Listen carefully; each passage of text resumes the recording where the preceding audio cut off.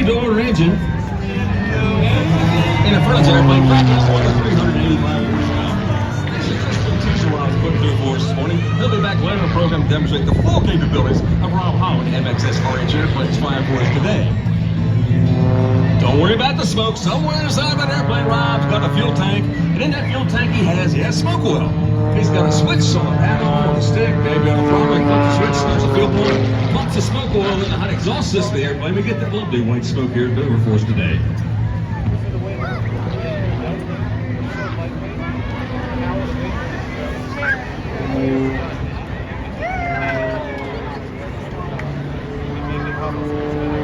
Now this airplane Rob is flying capable of excess, well, it's stretched to plus 16 and minus 16 G's. As you stand, sit, kneel down, you're doing that in one positive G. Again, this airplane is stretched from plus 16 and minus 16 G's.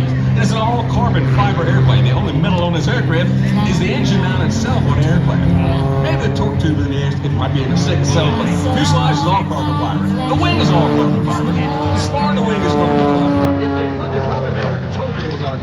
They are stainless steel control cables inside the airplane.